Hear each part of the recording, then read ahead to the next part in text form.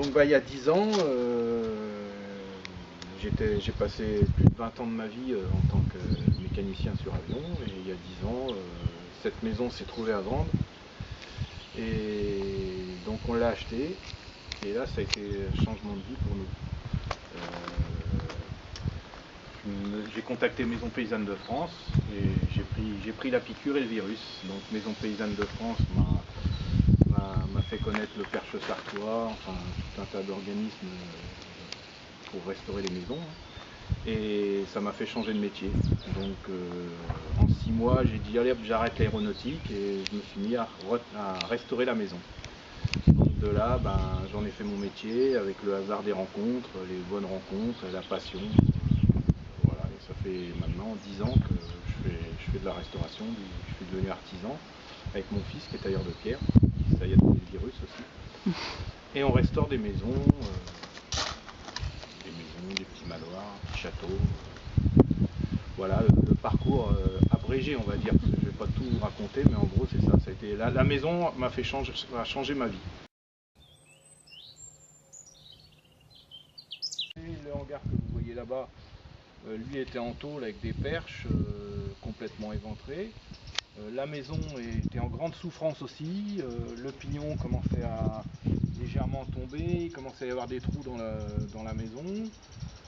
La cour était envahie de ronces, et puis en plus c'était un dépotoir, il y avait des tôles, des grillages, ça avait été une ferme, on va dire, pas terrible. Le petit bâtiment qui est en face, lui, toute la partie ouest était écroulée. Il n'y avait plus de toit, c'était tombé, c'était éventré, il y avait du sureau dans les murs, donc le premier bâtiment qu'on a fait avec ma femme, même avant d'avoir négocié avec la propriétaire l'achat de la maison, elle nous avait donné l'autorisation, on a remonté ce petit bâtiment. Donc en un mois, là on était encore salariés chez nos employeurs, en un mois on a refait la maçonnerie, la charpente et la couverture, et ça a été aussi l'élément déclencheur de ce changement de vie, le site. Alors on a fait tout ça à l'époque avec les conseils de Maison Paysanne en Sarthe, hein. On a rencontré 2 ou 3 personnes qui nous ont conseillé,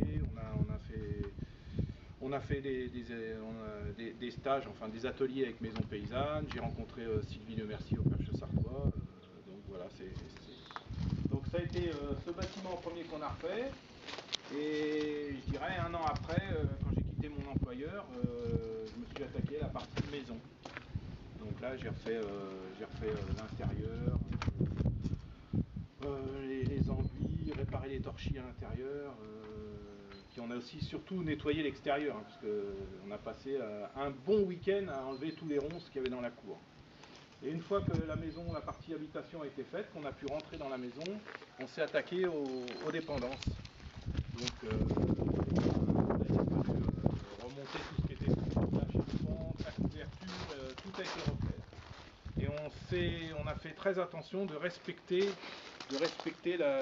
l'architecture locale, de ne pas modifier, de reproduire à l'identique. On avait la chance d'avoir des vieux restes de menuiserie, donc ça a été reproduit à l'identique.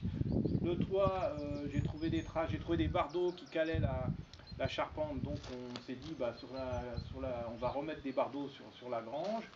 On n'a pas modifié, on a essayé de rester, de conserver l'identité.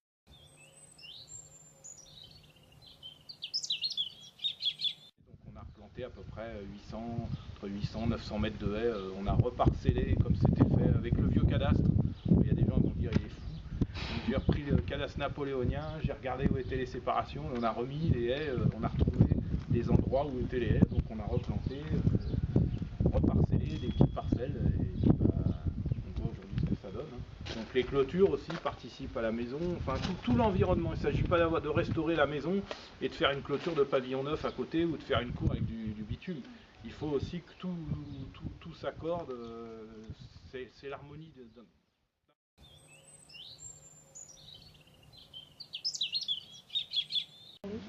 Oui, donc quand on a acheté cette maison, donc il y a une pièce chaude, une pièce froide, et il y avait la partie ce qu'on appelle toit à port ici, donc qu'on a transformé en cuisine, mais bon, ça faisait que 2 pièces.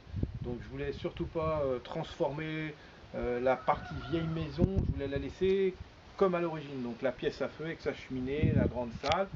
Et l'autre pièce froide, on a fait une chambre. Mais il fallait quand même intégrer une douche, les sanitaires, le confort d'aujourd'hui. Donc, j'ai réfléchi et j'ai construit ce petit bâtiment. Donc j'ai pas fait au hasard. Hein. J'ai repris les proportions du petit toit à port qui est dans l'alignement de la maison, que j'ai mis à l'équerre à l'arrière. Donc je suis resté dans les mêmes proportions, sauf que j'ai descendu un petit peu la toiture. Ce qui est joli sur les vieux bâtiments, c'est de décaler les toitures. On avait rarement, on construisait, mais on ne faisait pas forcément dans le prolongement avec la même hauteur. Donc j'ai décalé les toitures et donc j'ai conservé les proportions sur les ouvertures, les matériaux, c'est les mêmes matériaux que la maison. Et puis voilà, donc ça s'intègre parfaitement. Et je dirais comme je l'ai fait moi-même, ça m'a pas coûté bien cher. Et puis c'est joli, ça passe bien. Donc on peut parfaitement aujourd'hui, quand on a une maison qu'on est quand même limité avec les pièces, on peut parfaitement faire une extension et que ça se fonde. Je crois que c'est depuis toujours. Après, bon, c'est discutable. Hein. Il y a des gens qui préféreront faire un truc qui casse, contemporain. Ça, c'est le grand débat aujourd'hui. Chacun fait comme il veut. Mais bon, moi, je voulais pas casser. Je voulais que ça s'intègre. Voilà.